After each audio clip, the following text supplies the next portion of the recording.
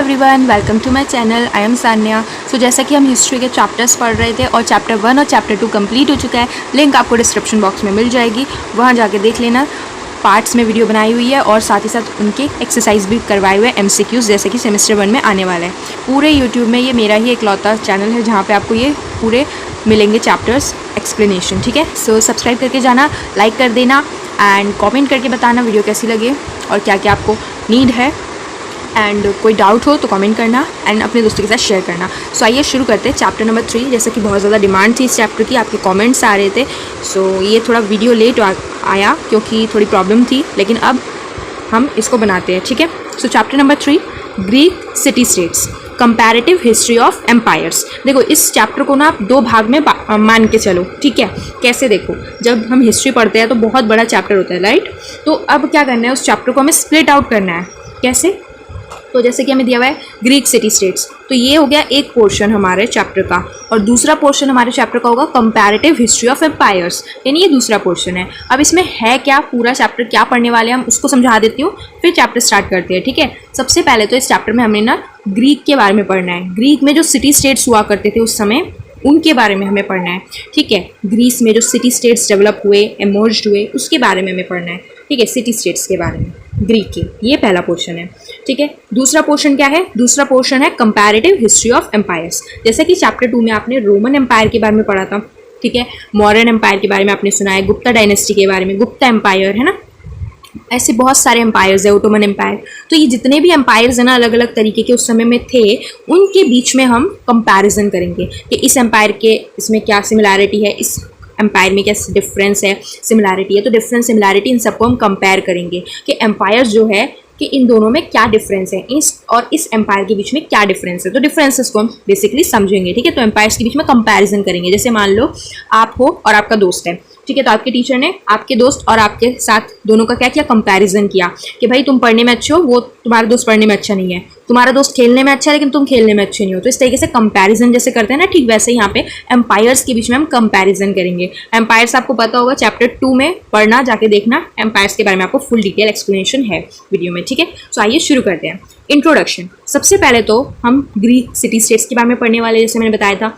तो ग्रीक, ये जो ग्रीक है ना, इन लोगों के बारे में समझते हैं सबसे पहले तो देखो, इंडिया से एग्जाम्पल के तौर पे, इंडिया को एग्जाम्पल लेके इन्होंने समझाने की कोशिश की है ग्रीक्स के बारे में। ठीक है, तो देखो, like the Aryans in India who came from west, the Greeks who also belong to the Aryan stock entered Greece from the east through the valley of the river Danube. हमारे India में Aryans आए थे। ठीक है, Aryans जो है इन्होंने अपना एम्पायर बनाया, तो इंडिया में आर्यंस लोग आए थे। ठीक है, ये किंग की एक जाति हो गई इस तरीके से, जैसे गुप्ताज आए, मौर्यंस आए, तो अलग अलग लोग आए थे ना हमारे इंडिया में। तो उसी तरीके से आर्यंस थे, वो हमारे इंडिया के नहीं थे बट वो यहाँ आए इंडिया में। ठीक है, तो like the Aryans in India who came from west, कहाँ से आए आर्यंस? वेस्टर्न साइड से। ठीक है, आर्यंस लोग कहाँ से आए? वेस्टर्न साइड से इंडिया में। ठीक उसी तरीके से ग्रीक्स आए थे, कहाँ पर? ग्रीस में। ठीक है, जो आर्यन स्टॉक की तरह ही थे, मतलब कि जिस तरीके से आर्यंस लोगों ने इंडिया में आए थे ना, ठीक उसी तरीके से जो ग्रीक्स लोग थे वो इंडिया में, इंडिया बोल रही हूँ, ग्रीस में आए थे। कहाँ आए थे? ग्रीस में आए थे। ग्रीक्स कहाँ आए थे? ग्रीस में आए थे। आर्यंस की तरह ही आए थे, जिस तरीके से इंडिया में आर्यंस आए थे उसी तरीके से ग्रीक्स लोग कहाँ आए? ग्रीस में आए। फ्रॉम द ईस्ट, कहाँ से आए ग्रीक्स लोग? कहाँ से आए? ईस्ट से आए। आर्यंस आए वेस्ट से, जबकि ग्रीक्स कहाँ से आए? ईस्ट से। कहाँ गए? ग्रीस में। Through the valley of river Danube, इस रिवर के थ्रू वो लोग आए थे। ठीक है, they entered Greece in waves. Waves का मतलब यहाँ पे समुद्र की लहर नहीं है, वेव्स का मतलब है लॉट ऑफ पीपल, यानी बहुत सारे लोग आए। ठीक है, ग्रीस में ग्रीक्स के लोग, ग्रीक के जो लोग थे वो ग्रीस में, ग्रीस क्या प्लेस है ना, तो ग्रीस में वो लोग आए, बहुत सारे लोग, लॉट ऑफ पीपल। ठीक है, बहुत सारे लोग आए थे, कुछ उसी तरीके से जिस तरीके से आर्यंस लोग आए थे इंडिया में, बहुत सारे लोग आए थे।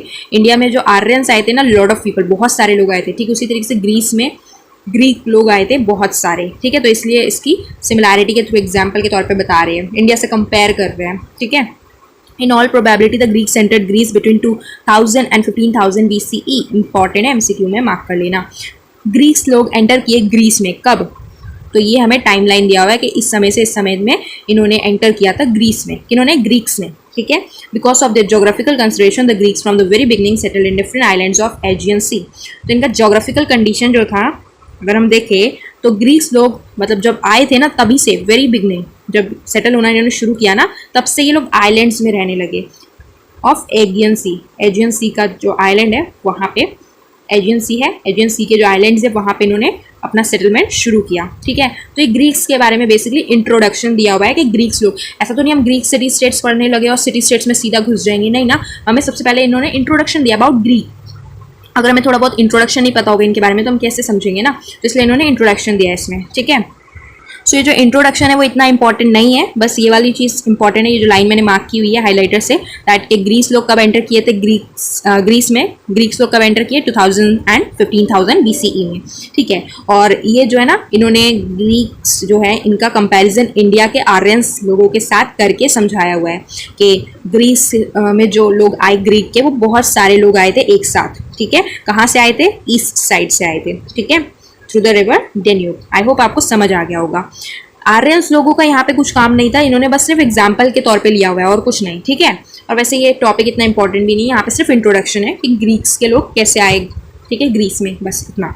अब देखो, जैसे कि हमें मेन चीज़ क्या पढ़नी है, सिटी स्टेट्स। मेन टॉपिक हमारा सिटी स्टेट्स है, तो व्हाट इज सिटी स्टेट, हमें सबसे पहले समझना पड़ेगा ना what is city state. City state क्या होता है, तो देखो अगर आपने क्लास 11th में पॉलिटिकल साइंस लिया है तो वहाँ पे आपने पढ़ा होगा क्या कि स्टेट्स के बारे में आपने पढ़ा होगा। हमारा टॉपिक है स्टेट्स, डेफिनेशन एंड कैरेक्टरिस्टिक्स, है ना।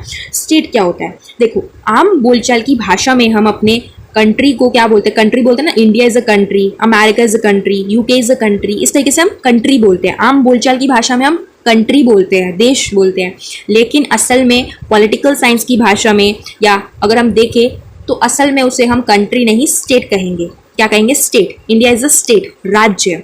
वैसे हमारे इंडिया में 28 स्टेट्स हैं, 28 राज्य है, जबकि उसे राज्य नहीं बोला जाता, वो आम बोलचाल की भाषा में हम उसे स्टेट्स कहते हैं।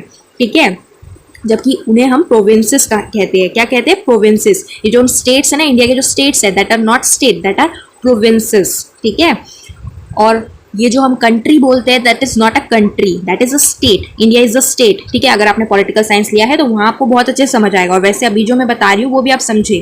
ठीक है, ईजी है, कुछ भी नहीं। देखो पॉलिटिकल साइंस की भाषा में जो हम कंट्री का वर्ड यूज करते हैं तो that is not a country, that is a state. State होने के लिए 4 क्राइटेरियाज इंपॉर्टेंट होते हैं। ठीक है, हिस्ट्री में नहीं है, मैं आपको समझा रही हूँ ऐसी। स्टेट, अब किसी को भी हम स्टेट कह देंगे, वेस्ट बंगाल एक स्टेट है क्या, नहीं, वो एक प्रोविंस है, वो तो हम आम बोलचाल भाषा में स्टेट कह रहे हैं। स्टेट होने के लिए 4 चीज़ें चाहिए होती है। सबसे पहला तो पॉपुलेशन यानी जनसंख्या, दूसरा टेरिटरी, एक डेफिनेट टेरिटरी होनी चाहिए, एक जगह होनी चाहिए। ठीक है, थर्ड चीज़ क्या है, थर्ड चीज़ है आपकी गवर्नमेंट। ठीक है, तीसरी चीज़ क्या होनी चाहिए, गवर्नमेंट होनी चाहिए, और चौथी चीज़ है सॉवर्निटी। सॉवर्निटी माने सुप्रीम पावर। ठीक है, इंडिया के पास ये चारों चीज़ें हैं। ठीक है, सुप्रीम पावर भी है, सेंट्रल गवर्नमेंट के पास सुप्रीम पावर भी है। ठीक है, गवर्नमेंट भी है अपनी अपनी। ठीक है, एंड पॉपुलेशन भी है और जगह टेरिटरी भी है ना। तो इंडिया इज़ अ स्टेट। लेकिन वहीं अगर मैं बोलूँ वेस्ट बंगाल क्या एक स्टेट है, so no, it is not a state, it is a province. क्यों, क्योंकि देखो वेस्ट बंगाल के पास क्या है, पॉपुलेशन है, हाँ है, गवर्नमेंट है, हाँ है, टेरिटरी है, जगह है, हाँ है, सॉवर्निटी है, नो, सॉवर्निटी नहीं है। मोस्ट इंपॉर्टेंट चीज़ जो होती है एक स्टेट के लिए दैट इज़ सॉवर्निटी, तभी उसको हम स्टेट कह पाएंगे। तीनों चीज़ें तो सब में मिल जाती है बट सॉवर्निटी नहीं मिलती है ना। तो वेस्ट बंगाल के पास सॉवर्निटी नहीं है, यानी कि उसके पास सुप्रीम पावर नहीं है, उसके पास गवर्नमेंट है बस सुप्रीम पावर नहीं है ना। That means West Bengal is not a state, it is a province. Okay, I hope आपको समझ आया होगा तो मैंने क्या कहना चाहा है आपको। तो वैसे ही हमारे इसमें टॉपिक है सिटी स्टेट्स। तो स्टेट्स बेसिकली समझ रहे हो ना, जो कंट्री हम बोल रहे हैं, कंट्री नहीं, उसको स्टेट बोला जाता है। कंट्री तो हम आम बोलचाल की भाषा में बोल रहे हैं, लेकिन उसको हम स्टेट कहते हैं। ठीक है, तो what is a city state, उस समय कैसे इमर्ज हुआ। ठीक है, ग्रीक्स का जब इंट्रोडक्शन हुआ ना, मतलब ग्रीक्स लोगों का जब बिगनिंग हुआ तो वहीं से सिटी स्टेट्स का बिगनिंग हुआ बोले तो। ठीक है, Around 800 BC, a new period of Greek history began, which was marked by the rise of city-states. तो 800 BC के दौरान एक नया पीरियड, मतलब एक नया टाइमलाइन शुरू होता है ग्रीक हिस्ट्री का। मतलब ग्रीक हिस्ट्री यहाँ से बिगनिंग होती है, और ग्रीक हिस्ट्री का जो बिगिनिंग होता है उसी को हम मार्क करते हैं as the rise of city states. मतलब जब ग्रीक का हिस्ट्री शुरू हुआ तभी से सिटी स्टेट्स शुरू हुआ। ठीक है, मतलब ग्रीक हिस्ट्री में अगर हम देखें तभी से ग्रीक का जब से बिगनिंग हुआ तभी से सिटी स्टेट्स का बिगनिंग हुआ। आई होप समझ आ रहा होगा। Now the question is what is a city state, also known as polis. अब क्वेश्चन आता है कि सिटी स्टेट क्या है। ठीक है, सिटी स्टेट क्या होता है सबसे पहले तो ये समझो। ठीक है, और क्या सिटी स्टेट को पॉलिस भी कहा जाता है? तो हाँ, सिटी स्टेट को पॉलिस भी कहते हैं। State is also known as polis. देखो स्टेट जो हम वर्ड बोल रहे हैं ना, स्टेट जब नहीं था, इससे पहले भी तो हुआ करता होगा स्टेट, तो किस किस नाम से था? तो देखो अगर आपने पॉलिटिकल साइंस लिया है तो वहाँ पे आपको पता होगा रोम एंड ग्रीक, सिविटस, पॉलिस, इस नाम से भी स्टेट को जाना जाता है। स्टेट को पॉलिस या सिविटस के नाम से भी जाना जाता है ना। तो इसी में इसलिए लिखा गया है कि सिटी स्टेट को क्या पॉलिस नाम से जाना जाता है? तो हाँ, क्यों नहीं, बिल्कुल जाना जाता है। In fact the city states were small independent Nations. City state होता क्या है सबसे पहले तो ये समझो। सिटी स्टेट्स होते हैं आपके छोटे छोटे इंडिपेंडेंट नेशंस। स्टेट्स वैसे तो बड़े भी हो सकते हैं, जैसे इंडिया है ना, स्टेट बड़ा है ना, Russia is a big state. लेकिन सिटी स्टेट की बात यहाँ पे हो रही है, यहाँ पे सिर्फ स्टेट की बात नहीं हो रही, गौर करना, यहाँ सिटी स्टेट्स की बात हो रही है। तो सिटी स्टेट, तो सिटी क्या है समझो। तो सिटी स्टेट्स आपके छोटे छोटे इंडिपेंडेंट नेशंस होते हैं। इंडिपेंडेंट का मतलब क्या है? मतलब यहाँ पे गवर्नमेंट ना इनकी खुद की है, कोई एक्सटर्नल पावर आके इनको कंट्रोल या गवर्न नहीं करता, इनकी अपनी खुद की गवर्नमेंट है। ठीक है, तो ये छोटे छोटे इंडिपेंडेंट नेशंस होते हैं। Each of the city state was made up of a city because there was a common market and a meeting ground in each of the cities. अब इसको सिटी क्यों कहा जा रहा है? स्टेट तो कह दिया चलो ठीक है, क्योंकि एक इंडिपेंडेंट नेशन है, दैट वाई हम इसको स्टेट कह रहे हैं। बट सिटी क्यों कहा जा रहा है? तो सिटी इसलिए कहा जा रहा है बिकॉज इनका एक कॉमन मार्केट होता है, एक बड़ी सी कॉमन एक एरिया होता है, मार्केट होता है, ठीक है, और एक मीटिंग ग्राउंड होता है। इन दोनों कारणों की वजह से हम इसको सिटी कह रहे हैं। ठीक है, हर एक सिटी में क्या है? एक मीटिंग ग्राउंड है और एक कॉमन मार्केट है। Such a city was also a state. इसी तरीके की सिटी को हम क्या कह रहे हैं? स्टेट कह रहे हैं, as it signified the presence of a king and his government runs from here. City हम इसलिए कह रहे हैं बिकॉज यहाँ पे कॉमन मार्केट है और एक मीटिंग ग्राउंड है।